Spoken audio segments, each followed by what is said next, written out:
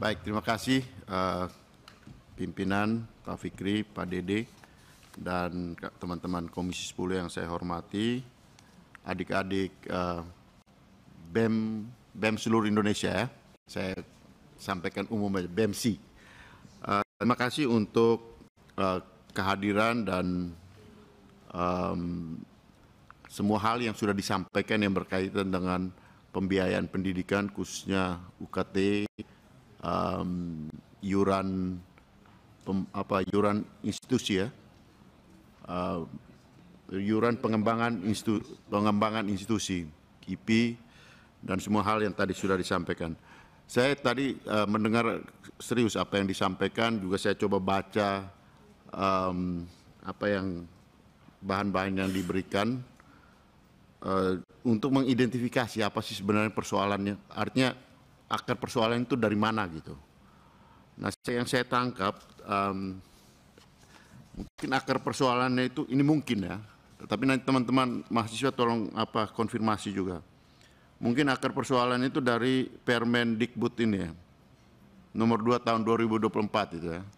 Dan saya baca juga agak serius di sini, ada beberapa poin yang membuka ruang itu, yang membuka ruang yang berkaitan dengan UKT ini.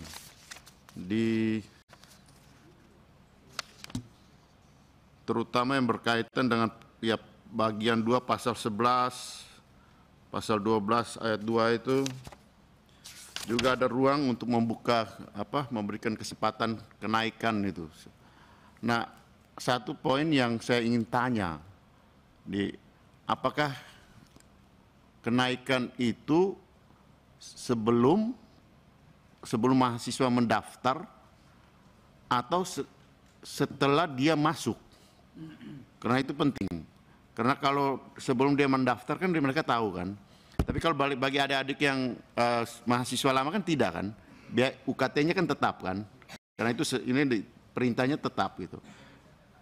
Semua tetap ya, yang mahasiswa lama kan semuanya tetap. Yang berubah ini yang baru nih ya, yang baru ini. Nah, apakah mereka itu setelah diterima baru kemudian ditetapkan atau sebelum diterima sudah diberitahu gitu, sudah diinformasikan bahwa ada kenaikan. Karena itu di sini justru saya lihat setelah diterima baru diberitahu gitu, ada kenaikan seperti itu. Betul itu ya. Nah, karena itu menurut saya itu ruang yang menjadi persoalan ini gitu. Nah, itu satu hal. Terus kemudian ini diberikan ruang kesempatan kepada perguruan tinggi negeri ini, PTNBH ini, untuk mengimprovisasi Permendikbud ini gitu. Saya kira saya coba identifikasi satu persoalan itu di situ. Kalau misalnya ada yang lain mungkin bisa disampaikan juga gitu. Saya kira itu karena semua persoalan kan tiap kampus itu beda-beda kan ya. Pasti semua kampus beda-beda. Tapi ada hal apa yang sama di situ? Hal apa yang kita lihat sama sehingga ketika ini berkaitan dengan kebijakan secara nasional dan ada peraturan atau kebijakan yang ada di unit yang paling kecil, yaitu pendidikan di kampus, di pendidikan tinggi, unit pendidikan tingginya, dan juga mungkin di prodinya, masing-masing prodi. Karena ini kan berjenjang nih, dari kebijakan menteri, kemudian kebijakan kampus, dan kebijakan masing-masing prodi kan. Nah, itu yang kompleksitas persoalan itu kan di sini gitu. Mungkin tidak semua prodi juga gitu, tapi ada prodi-prodi tertentu. Nah, tapi akar persoalan secara umum yang harus kita lihat itu. Sehingga ini kemudian bisa kalau harus kita intervensi melalui kebijakan pada aspek mana yang penting supaya ini kemudian menjadi kebijakan secara nasional yang sifatnya umum. Saya kira itu Pak Fikri. Nah, kita juga mungkin harus pelajari ini supaya ini adil untuk semua gitu. Adil untuk semua dalam hal UKT ini. Terima kasih pimpinan. Dari pertanyaan saya tadi itu, apakah sebelum atau setelah? Karena itu kalau setelah itu tidak fair. Ketika orang masuk dulu kemudian baru dia ketok, oh kau masuk di sini gitu, kau harus bayar sekian. Nah, itu kan tidak fair itu. Baik, terima kasih. Sementara saya perpanjang dulu sampai jam 12.30 ya. Sampai jam 12.30. Silakan Habib Fahmi. Terima kasih Pak Fikri. Assalamualaikum warahmatullahi wabarakatuh. Yang saya hormati pimpinan Komisi 10 Pak Fikri, Pak Dede Yusuf, dan teman-teman anggota Komisi 10. Dan yang saya hormati juga adik-adik mahasiswa dari BEM beberapa perguruan tinggi. Pertama saya mengapresiasi dan mendukung sepenuhnya apa yang diperjuangkan oleh adik-adik semua terkait upaya kita menjadikan perguruan tinggi kita itu lebih ramah kantong, terutama bagi anak-anak Indonesia. Yang pertama yang ingin saya sampaikan adalah persoalan pembiayaan pendidikan ini persoalan yang sangat mendasar. Bahkan saya perlu mengkritisi, jangan-jangan ini ada salah paradigma dari pemerintah terkait dengan pendidikan. Walaupun pendapat saya ini mungkin, dan saya berharap salah gitu, bahwa sesungguhnya pendidikan, apalagi pendidikan tinggi, ini kan persoalan kita, persoalan kebutuhan kita sebagai bangsa dan negara, agar kemudian anak-anak bangsa itu punya kemampuan, punya kecerdasan yang mumpuni, sehingga mereka akan mengangkat harkat dan martabat kita sebagai negara dan bangsa. Ini jelas sudah dicantumkan sejak pertama kali kita mendeklarasikan diri sebagai negara, mencerdaskan kehidupan bangsa. Tetapi kemudian yang dilakukan adalah berbagai pendekatan yang tidak mencerminkan paradigma itu. Bahkan saya menganggap pendidikan ini belum menjadi panglima pembangunan. Padahal kita tahu ketika SDM atau sumber atau insan-insan atau anak-anak bangsa kita tidak memiliki posisi yang baik, maka tinggal tunggu saja kehancuran negara. Dan itu nampak terjadi. Kita sebagai salah satu negara yang memiliki jumlah lulusan perguruan tinggi yang sedikit, ya, 62% masyarakat kita didominasi hanya lulusan SMP, sementara hanya sekitar 10 atau mungkin 11% yang lulus sarjana S1. Ini dibandingkan dengan negara-negara lain, kita masih jauh tertinggal. Mungkin kita ranking ke 44 atau 45, ya. Dan ini semua terkait dengan bagaimana kita memastikan bahwa pendidikan kita, terutama pendidikan tinggi, berjalan sesuai dengan yang kita inginkan, yaitu berjalan dengan perjalanan pendidikan yang bermutu, ya. Kita tidak kepengen pendidikan kita abal-abal gitu. Nah, ketika kita bicara pendidikan yang bermutu, maka tidak bisa dilepaskan, pasti memerlukan biaya. Pasti memerlukan biaya. Artinya ketika satu perguruan tinggi itu diselenggarakan dengan baik, maka setiap langkah memerlukan rupiah. Nah, tinggal pertanyaannya adalah siapa yang menyediakan rupiah ini? Ya. Bisa jadi para dosen, ketika para dosen dibayar murah, dan itu terjadi, ya. Bisa jadi juga perguruan tinggi, ketika perguruan tinggi berupaya untuk mencari dana secara mandiri, misalnya seperti yang tadi disampaikan, seharusnya PTNBH itu melakukan berbagai macam pendekatan-pendekatan bisnis, tetapi tidak melalui uang kuliah, sehingga dari hasilnya bisa membiayai pendidikan tersebut. Atau kalau tidak, maka yang paling memungkinkan adalah negara. Negaralah yang membiayai, dan itu sudah kita putuskan atau kita tetapkan sebagai bangsa dan negara. Setidak-tidaknya kita sudah komitmen 20% pendidikan, ya. Kalau tidak negara, maka akhirnya terpulang kembali kepada mahasiswa atau orang tua, ya. Pasti harus ada yang membiayai. Nah, kembali kepada komitmen kita sebagai bangsa dan negara. Dan ini menurut saya persoalan berikutnya selain paradigma tadi ya. Saya sebutkan paradigma ini karena tergelitik juga nih dengan komentar dari Kementerian Pendidikan bahwa pendidikan tinggi ini adalah apa tersier gitu. Lah, kok jadi begini gitu ya. 20% ini yang barangkali perlu kita telusuri, perlu kita terus lakukan evaluasi.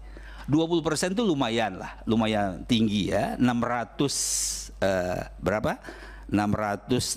triliun lah seperti itu. Tetapi kan kita juga paham, mengerti bahwa alokasi dana tersebut itu tersebar kemana-mana, bahkan pada alokasi-alokasi yang diduga atau dikaitkan dengan pendidikan menjadi sesuatu yang tidak jelas seperti yang dipaparkan juga di tulisan adik-adik semua ya. Ini yang barangkali harus kita perjuangkan ya. Ini bukan pekerjaan mudah. Secara teknis kita akan minta nanti Kemendikbud untuk merevisi kembali terkait dengan UKT. Tapi menurut saya mengajak teman-teman semua, mari kita benar-benar perjuangkan agar biaya pendidikan minimal yang 20% ini benar-benar efektif untuk semata-mata pendidikan, bukan dicari-cari jalan yang terkait-kait dengan pendidikan sehingga tidak jelas. Yang mengalir ke Kementerian Pendidikan Kebudayaan itu kan hanya sekitar berapa sekarang, sekitar 90 triliun ya. Lalu yang mengalir ke Dirjen Pendidikan Tinggi itu 34 triliun. 34 triliun itu kalau dikaitkan dengan APBN 0,5%, bukan 1% ya, 0,5% saja. Lalu kalau dikaitkan dengan anggaran pendidikan yang 20% sekitar 5%. Padahal kita memerlukan lulusan sarjana yang lebih baik, lebih bermutu dan lebih banyak lagi gitu. Kalau tadi teman saya Pak Andreas menemukan satu akar permasalahan jangka pendek yaitu Permendikbud yang terkait dengan UKT, saya mengajak teman-teman mahasiswa, mari kita perjuangkan agak lebih strategis lagi. Kita harus terus-menerus menyoroti kemana alokasi 20% anggaran untuk pendidikan itu. Jangan sampai kemudian menyebar tidak efektif. Ya, harus kita kontrol, kita awasi. Tentu Komisi 10 akan terus-menerus bersama teman-teman agar nanti adik-adik kita, anak-anak kita itu akan mendapatkan pendidikan yang benar-benar bermutu, dan para guru, para dosen juga mendapatkan apresiasi yang layak dari negara. Itu barangkali yang ingin saya sampaikan Pak Fikri. Terima kasih. Assalamualaikum warahmatullahi wabarakatuh. Assalamualaikum warahmatullahi wabarakatuh. Silakan Prof. Bu Iliza dulu atau Prof? Silakan Bu Iliza. Ya, Assalamualaikum warahmatullahi wabarakatuh. Syukur pada Allah dan salawat pada Rasulullah, pimpinan dan seluruh anggota Komisi 10, adik-adik dari BEM yang telah berhadir dari lintas kampus. Yang pertama saya ingin mengucapkan innalillahi wa inna ilaihi raji'un atas kebijakan yang diambil kenaikan UKT dengan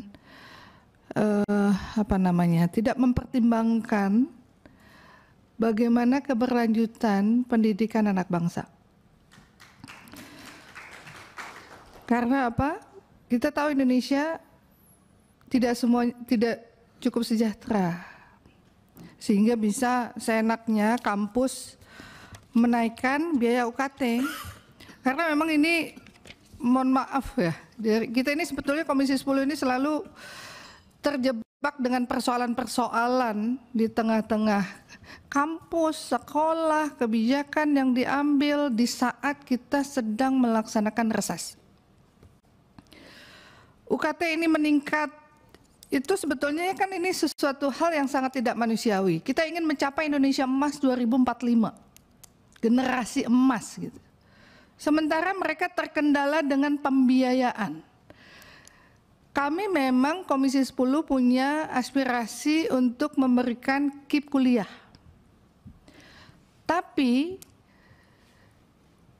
yang kuota yang kita dapatkan saja tidak bisa memberikan secara signifikan gitu ya terhadap calon mahasiswa yang membutuhkan. Konon lagi ketika mereka yang sudah berkuliah tidak mampu melanjutkan. Ini kan harusnya kebijakan itu harus betul-betul difikirkan. Karena tugas kita mendidik yang ujung-ujung adalah manusia yang bisa memanusiakan manusia. Kalau tadi saya sekilas terakhir saya datang karena tadi sedang di Badan Legislasi, malah ada kebijakan kampus yang tidak memperbolehkan BEM berbicara, itu fatal sifatnya. Harusnya BEM itu menjadi mitra kerjanya kampus, yang nantinya suara mereka itu harus menjadi bahan pertimbangan kampus, karena ini kan organisasi yang mewakili mahasiswa di kampus gitu. Dengan lahirnya PTNBH itu kampus kan diminta agar kampus ini bisa diberikan keleluasaan. Kemarin saya hadir di kegiatan Unsia launching produk yang bisa bekerja sama dengan perusahaan-perusahaan komersil gitu ya, yang nantinya kan bisa berdampak terhadap peningkatan keuangan dari kampus itu sendiri, dari kreativitas, dari apa yang dimiliki, potensi yang dimiliki di daerah yang dikelola melalui kampus. Katakanlah Unsiah kemarin dengan minyak nilamnya dan produk lainnya yang menghasilkan buat minyak wangi, lotion dan sebagainya, dan kemudian MOU dengan perusahaan-perusahaan besar. Nah, ketika anggaran itu terus dengan kreativitas kampus itu menambah, harusnya UKT menurun bukan meningkat. Nah, belum lagi fasilitas kampus secara infrastruktur itu masih sangat minim gitu, masih sangat kurang di beberapa kampus, terutama di daerah-daerah. Gitu. Nah, tentu kehadiran adik-adik BEM hari ini kan akan menambah pengetahuan kami terhadap hal-hal yang berlaku di kampus sejak diberlakukan peningkatan UKT. Jadi memang ya kemarin ada sampai pinjol lah gitu ya. Kita juga diwawancara tentang pinjol, sekarang tentang UKT, sampai harus datang ke sini gitu, perjuangan. Ya terus harus berjuang. Jadi kalau memang ini menzalimi terhadap kemampuan mahasiswa kita untuk melanjutkan kuliah, ya keberadaan PEM harus benar-benar bisa menyuarakan itu. Dan pola caranya ya kalau kemarin harus sampai, saya melihat hampir di seluruh Indonesia ya melakukan upaya dengan demonstrasi dan sebagainya, tapi memang jalan yang ditempuh hari ini adalah jalan yang cerdas, ya, jalan yang cerdas. Kalau bisa langsung ya mintalah waktu Pak Menteri, ya. Tentu kami di Komisi 10 tugas kami memang memfasilitasi itu. Kalau Kang Dede ini memang sangat menjadi focal point kita gitu, yang selalu bisa mewakili lah kita semua. Kemarin di media di mana-mana juga perjuangan. Nah, kita sudah bertemu dengan kementerian dalam hal pinjol dan sebagainya, dan hari ini kita menerima adik-adik mahasiswa. Kita tidak ingin apapun itu, kalaupun ada peningkatan yang tidak signifikan, artinya peningkatan ada penambahan mungkin setiap tahunnya sedikit, itu masih bisa ditolerir gitu. Tapi ketika persentase itu saya sendiri sangat kaget. Kan kalau di kampus itu beasiswa kan bervariasi ya. Ada yang terima 100%, kayak kita yang KIP kuliah itu ada terima 100%. Ada yang terima sekian persen dari kampus, sekian, sampai yang memang mereka secara mandiri itu. Nah, karena hal ini bervariasi, kemampuan juga bervariasi. Kalau ada subsidi silang mungkin masih bisa ditolerir, yang mampu membayar lebih, yang tidak mampu difasilitasi. Nah, pasti tidak ada kan gejolak seperti ini, maka kebijakan itu harus benar-benar secara cerdas, secara cermat, melihat kepentingan yang lebih besar. Infrastruktur penting, tapi manusianya jauh lebih penting menurut saya. Insya Allah kita di Komisi 10 ini akan mencoba nantinya di dalam pertemuan ke depan, kita akan sampaikan hal ini agar kampus tidak bisa semena-mena dengan aturan yang ada untuk pengembangan kampus itu, sehingga yang dikorbankan adalah mahasiswanya. Kan buat apa kampus megah ternyata orang di dalamnya nggak megah gitu. Hanya bisa dinikmati oleh segelintir orang. Sama halnya kemarin ketika persoalan ya terjadi musibah kemarin di studi tour anak-anak sekolah. Ya artinya ketika kebijakan itu tidak memperbolehkan studi tour, padahal yang salah kan bukan itu. Memang kalau yang namanya kita musibah ya tetap musibah. Tapi yang harus dilihat apa? Ya dari angkutannya, ya dari transportasinya, kemudian anak-anak yang tidak mampu harus bisa ikut kan gitu. Tapi ketika dikasih satu hal persoalan, itu mengambil penyelesaian itu menyelesaikan persoalan dengan tambah masalah. Masa iya kalau pemerintah bisa studi tour, ya kemudian DPR juga bisa belajar studi tour mana? Terus anak-anak peserta didik kita larang studi tour. Padahal dia ke kampus ini ke DPR ini juga studi tour gitu. Nah inilah mudah-mudahan harapan kita ke depan, adik-adik mahasiswa inilah ke depan yang calon pemimpin masa depan, lihat kasus hari ini menjadi hal yang harus dipertimbangkan ke depan. Jadi kalau mengambil kebijakan jangan menambah masalah gitu. Memang kami semua kaget, loh kok tiba-tiba kita diwawancara, ditelepon di mana-mana kok tentang kenaikan UKT, sementara kita sendiri nggak tahu tentang itu.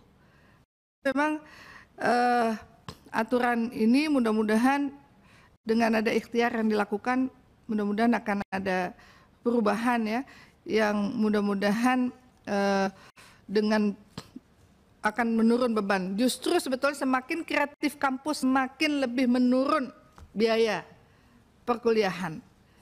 Saya udah pernah juga ya, saya punya pesantren saya itu ingin dikelola oleh Turki waktu itu dengan nantinya lebih komersil. Tapi kita menolak itu, karena kita bukan persoalan komersilnya, kita persoalan akses orang bisa belajar di situ dan mendidik mereka menjadi manusia yang seutuhnya, yang paham secara IQ, secara spiritual, secara emosional, mereka bagus, dan nantinya mereka lah yang akan bangun bangsa ini.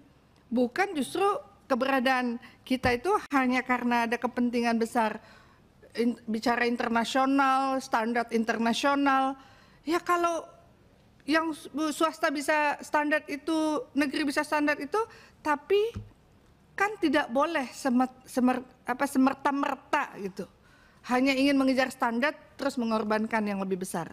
Mungkin itu Pak Ketua, terima kasih atas masukannya, catatan semuanya, mudah-mudahan nanti kita akan pelajari dan akan kita sampaikan kepada kementerian agar benar-benar memperhatikan persoalan ini, dan suara BEM ini adalah suara dari seluruh peserta didik yang ada di lintas kampus se-Indonesia. Terima kasih. Hasbunallahu wa ni'mal wakil, ni'mal maula wa ni'man nasir, la haula wa la quwata illa billahil aliyil azim. Wa qul ja'al haqq wa zahaqal batil, innal batila kana zahuqa. Wa afa minkum wastaghfirullah lakum. Assalamualaikum warahmatullahi wabarakatuh. Assalamualaikum warahmatullahi wabarakatuh. Silakan. Mana ini dua profesor? Silakan. Mana yang skopusnya paling ini? Baik, terima kasih. Q1 apa Q2? Silakan. Silakan. Bismillahirrahmanirrahim. Assalamualaikum warahmatullahi wabarakatuh. Pimpinan dan seluruh anggota yang hormati dan seluruh ya adik-adik mahasiswa, tokoh sekarang dan tokoh masa depan insyaallah. Amin. Ya kita memang prihatin sekali, apalagi seorang kampus melihat ini something wrong, ada sesuatu yang salah dalam pengendalian pendidikan kita. Nah, menurut Undang-Undang Dasar 45 pendidikan tanggung jawab negara. Tanggung jawab negara sepenuhnya. Tapi negara belum mampu, maka diminta masyarakat membantu. Maka berdirilah perguruan tinggi, swasta dan sebagainya. Nah, artinya beban ini tidak boleh diberatkan kepada rakyat. Pemerintah harus berusaha. Maka perguruan tinggi ada pengurusnya, ada rektornya, ya, ada segala macam perangkatnya. Ini harus bisa mampu mengendalikan peruntungan itu agar perguruan tinggi itu bisa jalan seperti apa yang diinginkan oleh masyarakat. Nah, biaya pendidikan tinggi memang mahal, kita tahu itu mahal. Ya, tapi tidak harus dibebankan kepada masyarakat. Pimpinan perguruan tinggi harus mampu mencari dana-dana, walaupun tidak mesti dia BH, PTN-BH, ya tidak peduli dia, tapi dia bisa mencari dana melalui koperasi dan sebagainya. Mereka mengajarkan orang jadi ahli teknik, ahli ekonomi, ahli budaya, tapi mereka tidak ahli. Ya, bagaimana mencari uang untuk mendirikan kampusnya itu, menggalakkan kampusnya jadi terbaik, tidak dibeban kepada mahasiswa.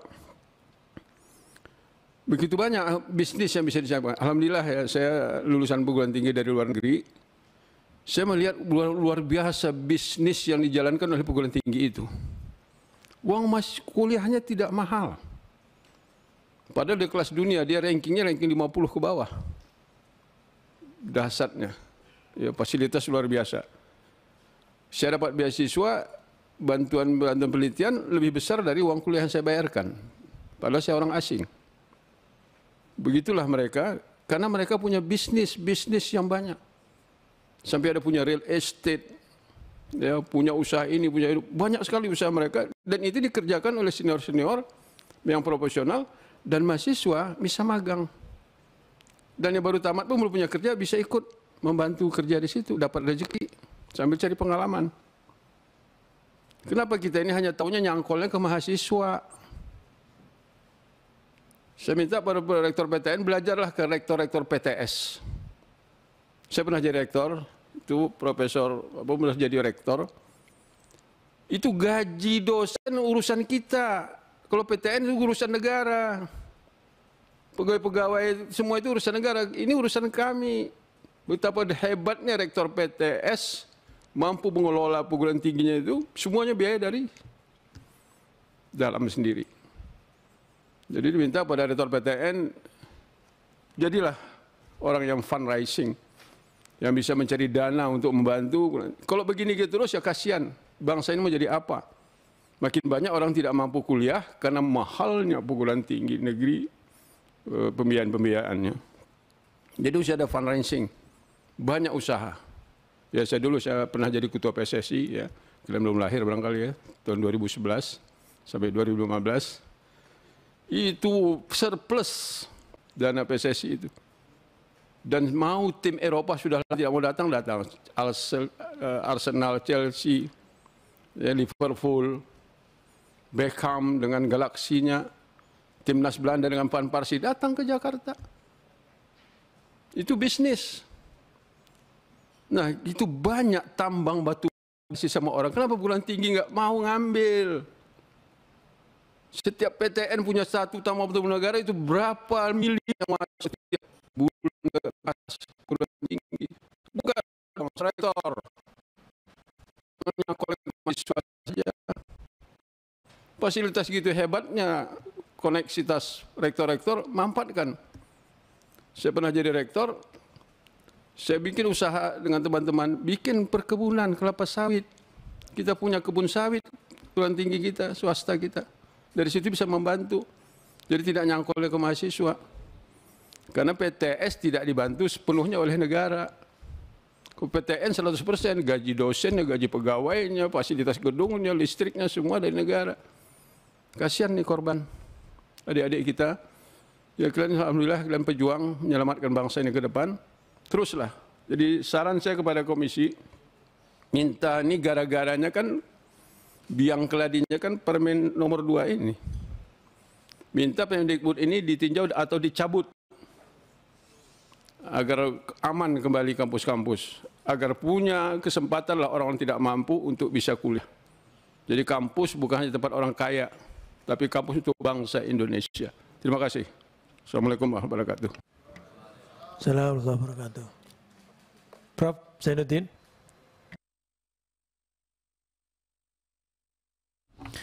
Assalamualaikum warahmatullahi wabarakatuh. Yang saya hormati pimpinan Komisi 10, Pak Fikri dan Kang Dede, anggota yang masih ada di tempat ini kami berdua. adik-adik mahasiswa yang saya cintai, juga saya banggakan. Saya agak sedih itu ya. Saya bisa membayangkan apa yang dirasakan oleh adik-adik sekarang menghadapi kenaikan UKT yang kenaikannya menurut saya sampai hari ini saya belum menemukan reasoningnya yang jelas. Sementara dalam mindset saya yang ada itu kenaikan ini di luar akal sehat gitu ya, di luar kewarasan ya. Tapi saya belum mendapatkan penjelasan. Oleh karena itu di Komisi 10 kami juga sudah sepakat dan dorong untuk menyusun atau membentuk panja tentang pembiayaan pendidikan ini, dan sudah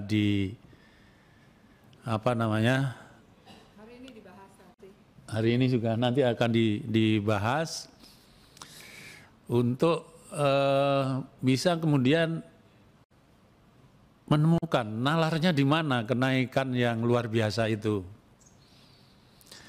Kalau kenaikannya itu kira-kira 10% gitu ya, nah ini 100%. Ada yang 300% itu. Luar biasa. Oleh karena itu saya bisa bayangkan apa yang dirasakan oleh adik-adik mahasiswa menghadapi kenaikan seperti ini gitu loh.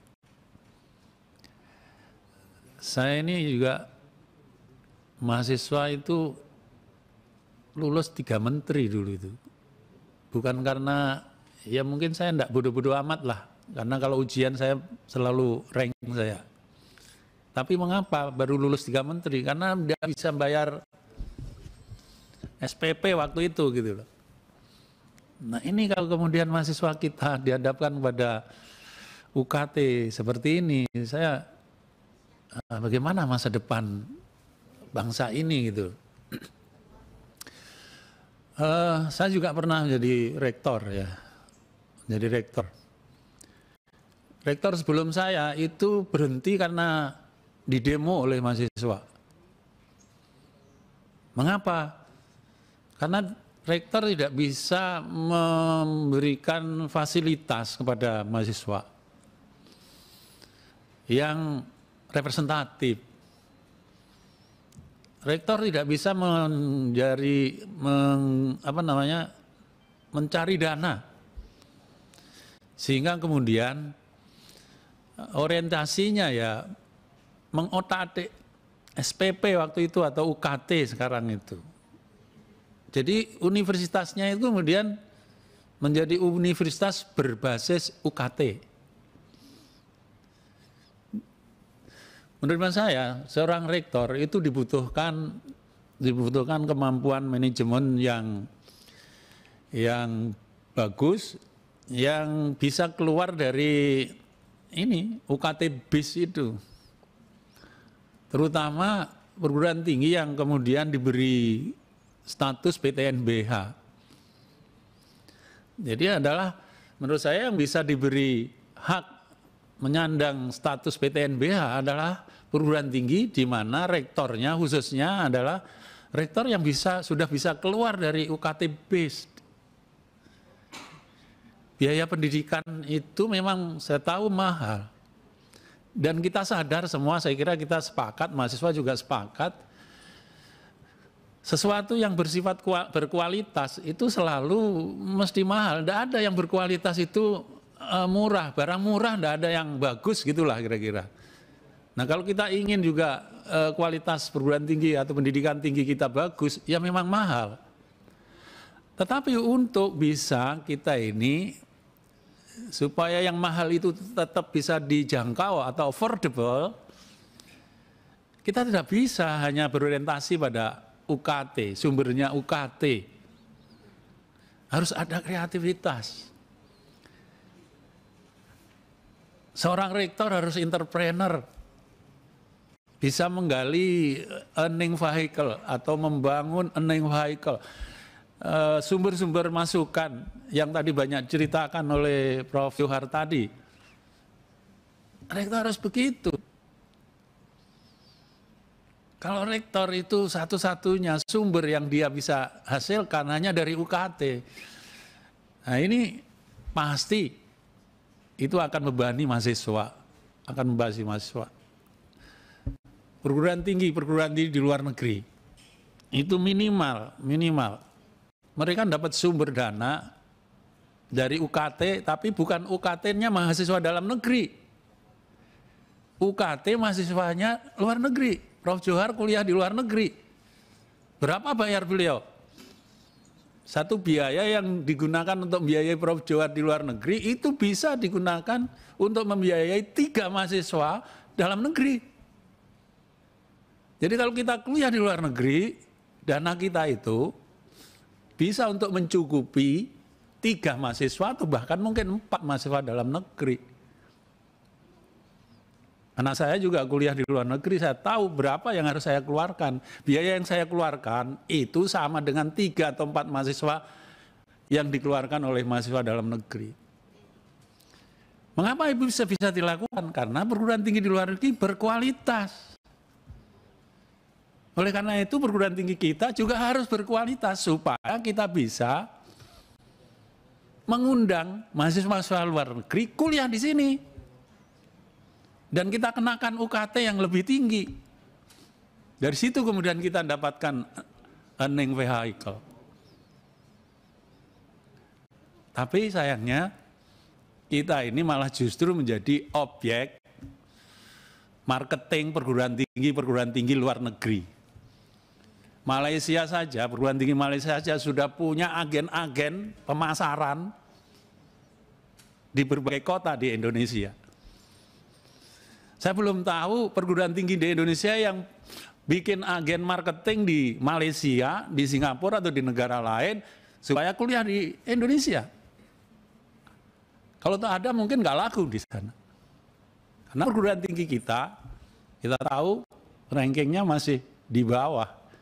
Perguruan tinggi kita yang terbaik itu, yang terbaik di negeri ini. Malaysia punya 5 perguruan tinggi yang lebih baik dari perguruan tinggi kita yang paling bagus. Nah oleh karena itu ini persoalan yang memang membutuhkan kesungguhan untuk memperbaiki kualitas pendidikan tinggi kita. Oleh karena itu saya sempat punya pemikiran, barangkali ya, untuk supaya nanti ke depan pendidikan kita ini lebih bagus, dipisah sajalah antara Menteri Pendidikan Dasar Menengah dengan Menteri Pendidikan Tinggi. Biar pendidikan dasar menengah juga bisa diurus dengan bagus, pendidikan tinggi juga diurus secara bagus oleh seorang menteri, jadi ada 2 menteri. Saya baru benchmarking ke Oman. Di Oman kami diterima oleh Menteri Pendidikan Tinggi, Teknologi, dan Inovasi. Jadi pendidikan tinggi diurus oleh seorang menteri sehingga kemudian lebih fokus. Barangkali di negeri kita juga nanti presiden yang baru juga terpikir untuk supaya pendidikan tinggi kita diurus oleh seorang menteri, pendidikan dasar juga seorang menteri, sehingga lebih serius, lebih bagus lagi di minit pendidikan kita. Jadi saya kira itu kita di Komisi 10 akan bekerja keras dengan melalui panja ini supaya kita bisa menemukan jawaban atau jalan keluar yang terbaik terkait dengan pembiayaan pendidikan di negara kita, terutama menghadapi kenaikan UKT yang sejauh sekarang ini saya anggap di luar jangkauan nalar sehat kami. Saya kira itu, terima kasih pimpinan. Assalamualaikum warahmatullahi wabarakatuh. Waalaikumsalam warahmatullahi wabarakatuh. Sekali lagi waktunya udah habis lagi, sehingga minus 10 menit aja ya. Izin boleh sih pimpinan. Oh nanti sebentar, ini Kang Dede mau nyampaikan dulu. Oh sebentar, ini saya perpanjang 15 menit lagi aja. Jadi kalau nanti nyampaikan 1 menit saja ya. Kalau nanti nyampaikan, dan mohon maaf enggak ada dialog ini, soalnya nanti ada agenda lagi, sehingga ini percaya nanti, tapi siap-siap nanti akan diundang lagi.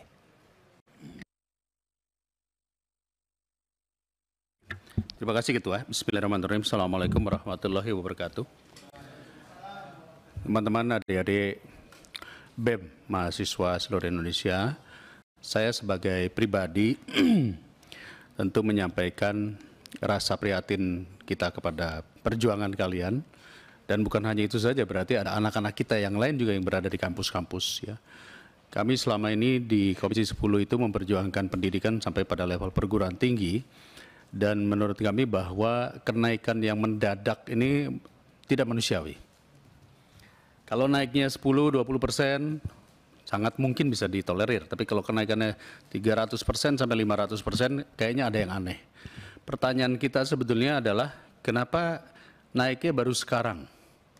Dan dalam waktu yang hampir semua kampus nih tiba-tiba naik. Tadi kan jawabannya apa, jangan-jangan karena ada Permendikbud 02 tahun 2024. Nah hari ini Kemendikbud mengundang seluruh rektor perguruan tinggi untuk mempermasalahkan masalah ini karena besok menterinya kita panggil. Nah, pasti ada diskusi di sana yang kemudian hasil output dari press release-nya hari ini bahwa meminta agar kenaikan UKT ini dipandang secara bijak, dilakukan secara bijak dan harus direview kembali. Nah, kita DPR juga dalam 2 hari kemarin sudah langsung memutuskan kita bikin panja pembiayaan pendidikan, di mana kita ingin tahu kenapa naik. Kenapa harus naik secara signifikan dalam waktu yang tiba-tiba? Inflasi, berapa besar sih inflasi? Nggak mungkin sampai 300%, 500%. Apa iya masyarakat juga mendapatkan kenaikan pendapatan? Ternyata kan tidak. Artinya beban hidup masyarakat juga tetap sama. Atau jangan-jangan subsidi pemerintah kepada biaya operasional perguruan tinggi berkurang. Ini juga menjadi catatan. Tapi prosesnya panjang ini. Kita panja ini membutuhkan waktu paling tidak 3 sampai 4 bulan ke depan. Maka oleh karena itu yang paling urgent saya menghimbau kepada Komisi 10 dan hal ini segera membuat kesimpulan.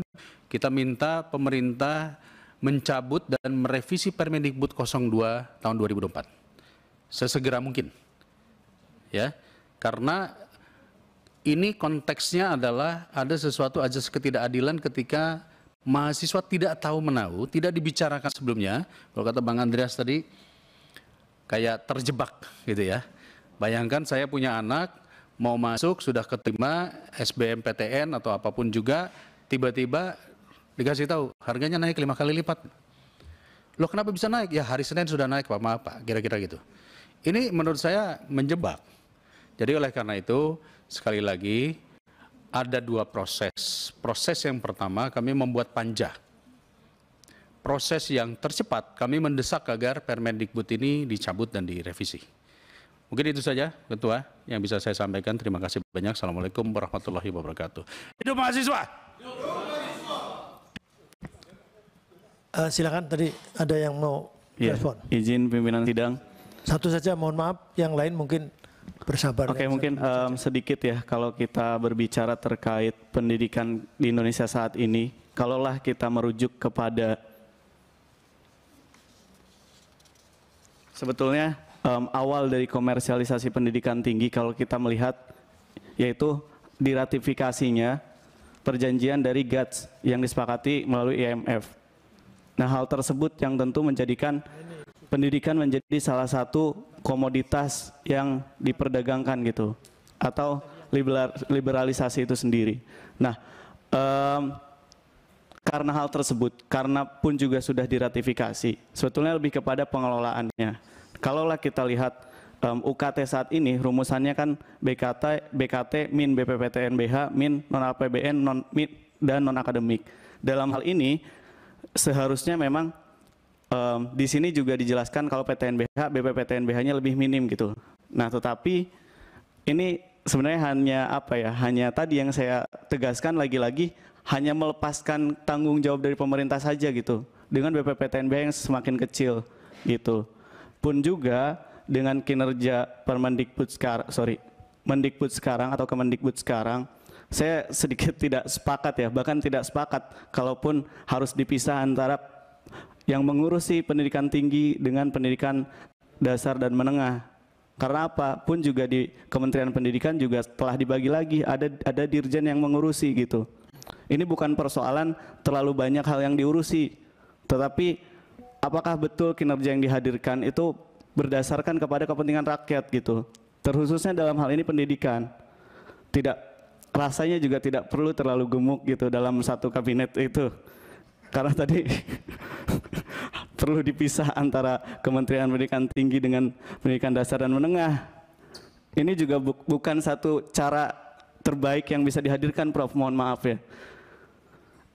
Lebih kepada bagaimana kita bisa mengawasi Kementerian Pendidikan Tinggi atau kementerian yang mengelola hal tersebut itu jangan serta-merta atau cuma dengan apa ya, melepas begitu saja gitu tanggung jawab dari pendidikan itu sendiri gitu. Nah, yang ini saya tekankan adalah bagaimana kinerja dari kementerian saat ini gitu.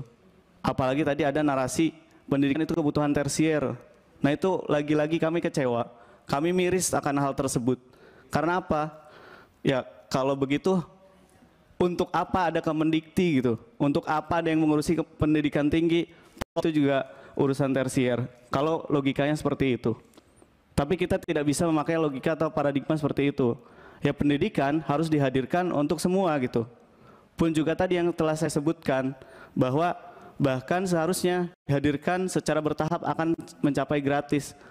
Lah ini naiknya sampai 100 bahkan 300%. Itu saya rasa apa ya, tidak terlihat itikat baiknya gitu. Dan tadi lagi-lagi saya sangat tidak perlu untuk memisahkan Kementerian Pendidikan Tinggi dan lain-lainnya untuk mengurusi pendidikan gitu. Yang perlu kita tekankan saat ini adalah Permendikbud nomor 2 tahun 2024 itu direvisi. Bagaimana untuk menghadirkan pendidikan yang sesuai dengan kebutuhan mahasiswa. Pun juga di sini harus ditekankan oleh Kemendikbud bahwasannya tiap PTNBH itu harus settle dulu dalam bisnisnya gitu. Jangan sampai tadi dibebankan lagi kepada UKT mahasiswa, IP mahasiswa. Dan ketika paradigma UKT itu tidak dinaikkan, pengelola kampus itu selalu ada alasan untuk menaikkan IP, itu wajar. Kenapa? Karena mereka mampu, mereka memilih jalan ini ya karena mereka kondisi ekonominya stabil dan semacamnya. Masalahnya bukan di situ. Masalahnya adalah tadi lagi-lagi komersialisasi itu ditujukan ke mahasiswa sebagai objek daripada untuk pengembangan kampus itu sendiri. Itu yang kami tekankan per hari ini. Di Undip juga yang naik itu IP bukan UKT, dan alasannya seperti itu. Dan itu sangat tidak bisa kami terima gitu. Di sana ya betul yang disayangkan. Mungkin sekian tadi saya tekankan lagi, tidak perlu dipisah antara pendidikan dasar, menengah dan pendidikan tinggi. Lucu rasanya. Terima kasih. Oke, Ya, izin terima kasih. mungkin Prof untuk menyimpulkan bagaimana pandangan dari teman-teman Prof. Mumpung ada waktu sedikit lagi Prof. Kenapa? Saya mungkin izin untuk menyimpulkan bagaimana narasi teman-teman dari setiap kampus. Ini kesimpulannya nanti kita bacakan. Nanti kalau ada tidak setuju, nanti silahkan di ini. Jadi ya. kita ambil kesimpulannya. Nanti ada kesimpulannya nanti. Jadi kita bacakan.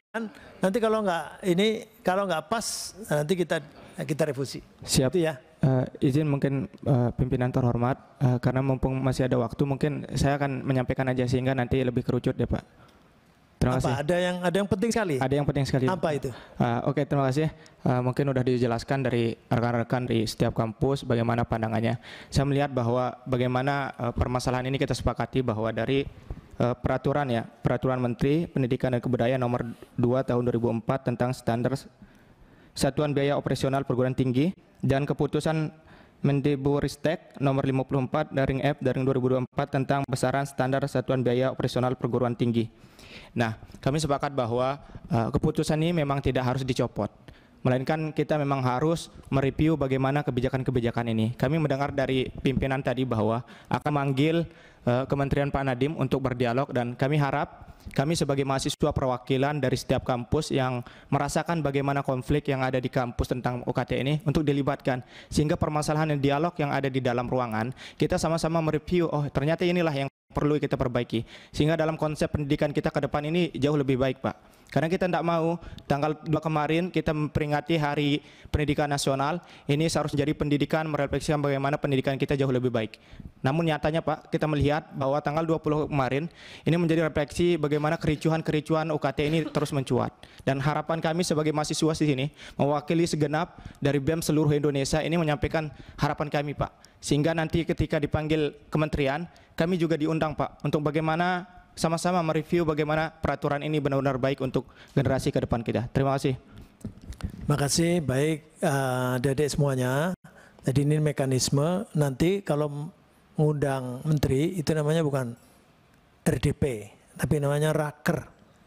Dan raker itu rata-rata terbuka, hampir tidak ada raker tertutup.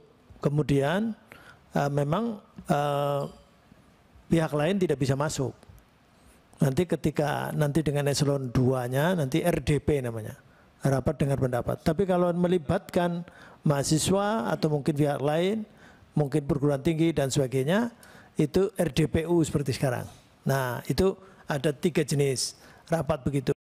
Nah mungkin kita lihat aja dulu langsung ke saya berusaha untuk tidak menggunakan hak saya untuk berpendapat. Sungguh pun ini ada komentar tentang pendidikan, pembagian wewenang itu sejak 2014 soalnya. Itu 2014 ada pendidikan itu kewenangannya didesentralisasikan secara konkuren. Perguruan tinggi di pemerintah pusat, pemerintah provinsi itu SMA, SMK dan pendidikan khusus dan lain-lain khusus, SMP ke bawah kabupaten kota, dan itu sudah digugat oleh kepala daerah dan kepala daerah kalah. Nah karena begitu maka nanti kita secara bersama sinergi tidak hanya di Komisi 10 tapi di komisi lain untuk itu diajukan bagaimana supaya itu direvisi. Sudah banyak yang meminta, tidak hanya mahasiswa. Jadi pisah-pisah antara pendidikan dasar, menengah dan pendidikan tinggi itu. Padahal ada dirijennya sendiri-sendiri. Jadi tapi ini Anda belum melakukan ini gugatan hukum. Ada wali kota yang sudah melakukan gugatan hukum tapi kalah.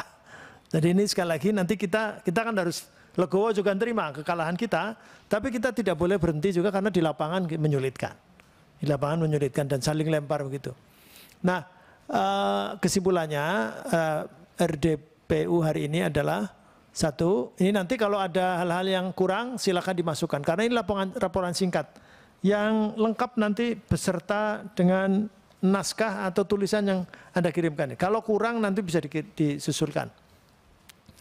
Satu, Komisi 10 DPR RI mengapresiasi aspirasi dan masukan dari BMSI mengenai kenaikan UKT. Beberapa poin yang disampaikan dan perlu mendapat perhatian adalah sebagai berikut.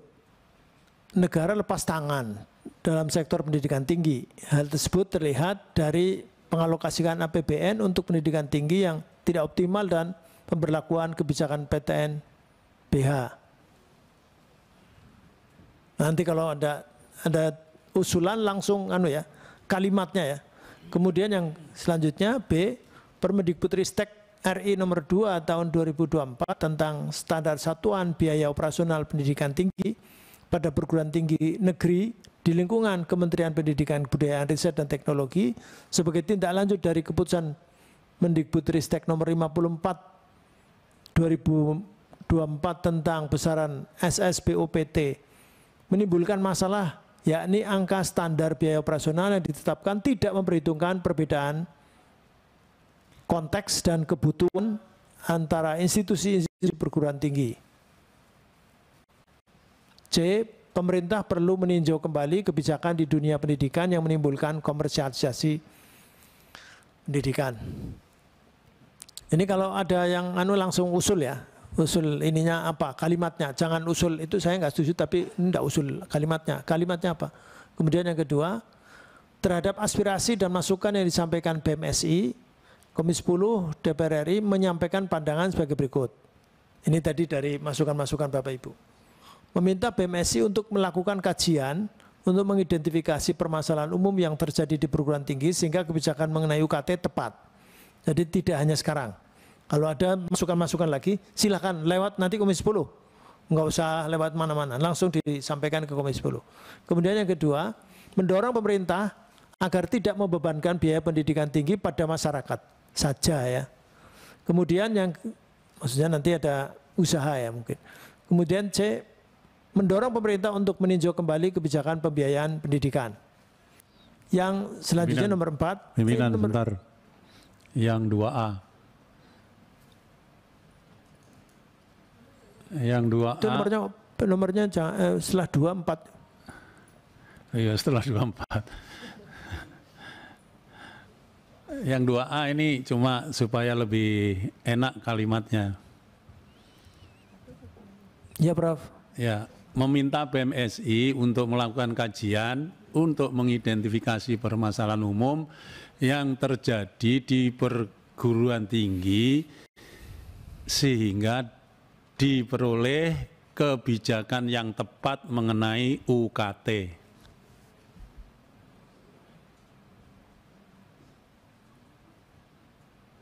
Nah, masih. Saya lanjutkan dulu ya, Prof ya. Komisi 10 DPR RI mendesak pencabutan Permendikbudristek RI nomor 2 tahun 2024. Ini sesungguhnya revisi karena ada beberapa ini. Karena kata Kang Dede, kan kalau merevisi harus dicabut dulu katanya gitu. Dicabut itu kalau semuanya, tapi kalau tidak semuanya namanya revisi aja. Kemudian yang keempat, ini gimana? Komisi 10 DPR RI akan segera melakukan rapat kerja dengan Kemendikbudristek RI untuk bahas mengenai permasalahan biaya UKT. Ini dalam waktu dekat berarti. Karena tadi yang disampaikan oleh Kang Dede Yusuf nanti waktunya agak panjang. Karena ada banyak masalah. Pimpinan boleh usul. Ya itu tadi kenapa mungkin. Ya salah satunya. Jadi ini nanti mengenai masukan ini. Yang kelima, Komisi 10 DPR RI membentuk rapat kerja pembiayaan pendidikan. Iya, nanti. Untuk merespon mengenai permasalahan biaya pendidikan. Jadi ini yang panjang. Jadi jangka pendeknya nanti akan segera ada rapat kerja dengan Mendikbud. Nanti bisa kalau ternyata Komisi 10 tidak mengundang Mendikbud, ya nanti bisa komunikasi dengan Komisi 10. Apa, Mas? Oke, baik, izin masuk pimpinan. Mungkin narasinya di poin 4 itu kan dalam kurung UKT. Sebenarnya ada permasalahan IP juga yang tadi teman-teman sampaikan naik juga mengenai UKT dan juga IP, iuran pengembangan institusi. Iya betul. BKT itu landasan dasar untuk dijadikan, jadi BKT itu UKT dua kali UKT itu diperbolehkan 2 kali BKT dan IP itu diperbolehkan 4 kali dari BKT. BKT itu adalah biaya kuliah tunggal yang dimana operasional selama 1 semester setiap prodinya tertentu, itu diterapkan masing-masing prodi. Nggak usah ditulis. Iya, ya biaya pendidikan aja. Jadi ada di dalamnya UKT, BKT, IP. Nah, izin pimpinan sidang, izin mungkin di poin nomor 1 juga ada tadi terkait UKT. Iya, silakan naik. Nomor 1 itu cuma dicantumkan UKT, kenaikan UKT, padahal yang naik juga IP. IP, betul. Tadi disampaikan juga. Nomor 2 juga 2A. Iya. Diganti aja nggak narasi. Kalau mau nyebut semuanya berarti UKT, IP juga. Kan tadi yang banyak disebutkan UKT dan IP ya. Tapi biaya pendidikan nggak apa-apa. Apa namanya? Pembiayaan pendidikan. Lanjut tadi apa, Mas? Ada lagi tadi? Itu Pimpinan jangan hanya biaya pendidikan tinggi. Kalau biaya pendidikan semua nanti.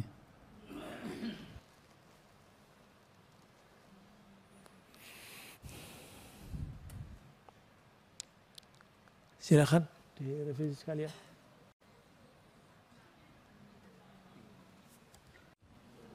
Yang 2A pimpinan. 2.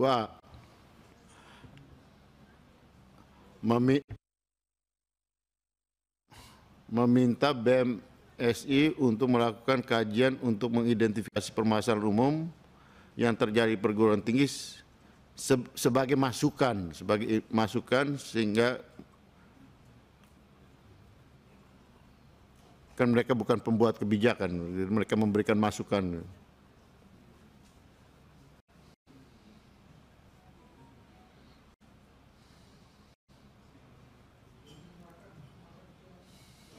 Sambil makan tidak apa-apa, makan. Cukup ya? Cukup.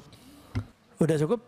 Ini ya. Jadi mungkin yang menjadi perhatian satu, kalau suatu waktu mungkin kalau ada masukan-masukan lagi, silakan segera disampaikan. Kalau ini memang waktunya singkat, mungkin segera saja di sini. Tapi kalau tentang yang lain, tentang biaya pendidikan, karena kita sudah membentuk, jadi ini tadi sudah jadi catatan untuk panja. Ini ketuanya nanti Pak Kang Dede Yusuf nih. Kurang biaya. Tapi ini berat karena jam 1 ini langsung nanti rapat internal. Setelah itu nanti akan termasuk UKT, BKT, IP yang tadinya ada BOPTN, kenapa kemudian Permendikbud tentang itu juga dicabut dan seterusnya itu nanti diungkap semua. Tapi mungkin belum sampai ke pendidikan menengah dan tapi nggak tahu ini kalau memang biaya pendidikannya langsung ke sana ya lebih bagus lagi untuk bekal pemerintahan yang akan datang. Karena selalu saja disebut bahwa 20% dari APBN itu 660 triliun. Tapi faktanya kan di Kemendikbud Ristek cuma 80 triliun. Sehingga wajar kalau kemudian sangat berat. Jadi biaya pendidikan itu masih memberatkan masyarakat. Karena APBN tidak dikucurkan untuk masyarakat, tapi untuk kepentingan pendidikan kedinasan dan seterusnya. Pimpinan, izin masuk pimpinan. Iya. Mungkin sedikit ingin menyampaikan keluhan lagi. Tadi ada yang belum disampaikan sebenarnya dari teman-teman Unsud. Mungkin saya di sini adalah saya Aji dari BEM Unsud sendiri sebagai Menko Politik Pergerakan ingin menyampaikan sedikit permasalahan yang ada di Unsud. Tadi sudah disampaikan bahwa kita bermasalah terkait nominal UKT dan juga IP tadi sudah disampaikan oleh rekan-rekan kita di seluruh universitas. Akan tapi ada satu fakta yang mungkin harus dipertimbangkan kembali bahwa ternyata Unsud ketika mencoba untuk menetapkan tarif nominal UKT dan IP itu setelah ada teguran dari pihak BPKRI dan juga keuangan. Dan yang disampaikan oleh mereka adalah terkait kerugian negara. Jadi perlu dipahami di sini adalah bentuk koordinasi dan elaborasi antara pihak BPKRI dan juga pihak itu sendiri, Pak. Karena di sini jujur kami sebagai mahasiswa, sebagai masyarakat di sini belum paham terkait bagaimana alur kinerja dari lembaga tersebut. Tapi kami izin menyampaikan juga, Pak, bahwa ternyata permasalahannya adalah terkait di birokrasi. Ada kebijakan-kebijakan yang ditentukan oleh BPK untuk menegur Unsud lewat suratnya yang akhirnya dibentuk lewat Kemen, teman-teman. Yang akhirnya teman-teman bisa lihat sendiri, mungkin teman-teman bisa lihat sendiri, bisa akses sendiri. Kenaikan itu sampai 400%, Pak pimpinan. 400% itu bukan angka yang sedikit. Dan di IP sendiri kita nggak ada lagi opsi 0, Pak. Mungkin itu saja singkat dari saya. Itu perlu untuk dipertimbangkan kembali untuk disampaikan nanti mungkin siang ini ataupun besok ketemu dengan kementerian terkait. Seperti itu. Terima kasih pimpinan. Iya, bukan untuk ditimbang-timbang nanti kan timbangannya timbangan Dacin apa timbangan kan. Artinya gini, itu semua masukan untuk nanti disampaikan kepada menteri karena menurut Permendikbud Ristek sendiri bahwa UKT itu atas rekomendasi, konsultasi dan persetujuan menteri. Apakah sudah dilakukan atau tidak di pasal 8 di Permendikbud Ristek sendiri? Apa itu sudah dilakukan atau nanti akan diungkap? Jadi nanti akan diungkap di pertemuan. Ini kan berarti nanti ini termasuk sampai ditegur izin masuk pimpinan. BPK misalnya segala macam. Jadi secara alurnya memang kita pertama ditegur, Pak. Dan itu adalah fakta yang diterima oleh teman-teman mahasiswa. Jadi ditegur tadi, dikasih surat, setelah itu ada keputusan lagi. Ternyata adalah bentuk keputusan itu diberikan kepada pihak unsut, kepada pihak kampus adalah karena merugikan negara. Di situ yang jadi permasalahan adalah merugikan negara ini. Apakah akan merugikan mahasiswa yang lain juga, Pak? Calon mahasiswa baru 2024. Kalau ini BPK itu berarti sudah, kalau BPK itu masuk sudah wilayah hukum, kemudian ini namanya pengawasan eksternal, dan dia hanya bisa menegur yang sudah dilaksanakan. Jadi yang sudah paling tidak tahun anggaran sebelumnya. Karena catatan BPK itu kan menurut LHP BPK, laporan hasil pemeriksaan. Jadi ini mungkin saya kira urusan lain, tapi nanti akan kita sampaikan juga kepada Menteri. Saya kira terakhir karena waktunya sudah melampaui, saya sudah melampaui setengah jam ini. Jadi mundur juga 10 menit, maka silakan kata akhir dari ketua rombongan. Cek. Oke. Oh ya, ini kesimpulan sudah cukup ya, Bapak Ibu? Gimana, teman-teman? Cukup, setuju ya? Mana? Ini soalnya hilang tulisannya, jadi setuju ya? Silakan kata akhir. Terima kasih pimpinan dan jajaran yang kami hormati di DPR Komisi 10. Terima kasih sudah menyambut baik kami dari perwakilan kampus yang bergabung di BEM seluruh Indonesia ini. Semoga hajatan dan dialog kita hari ini menjadi momentum yang menemukan kerucut konkret dari permasalahan hari ini. Dan barangkali tidak panjang kita sampaikan, kami perlu mempertegas untuk mempercepat apa yang perlu menjadi kesimpulan yang tadi, Pak, untuk membentuk bagaimana panitia jangka panjang itu.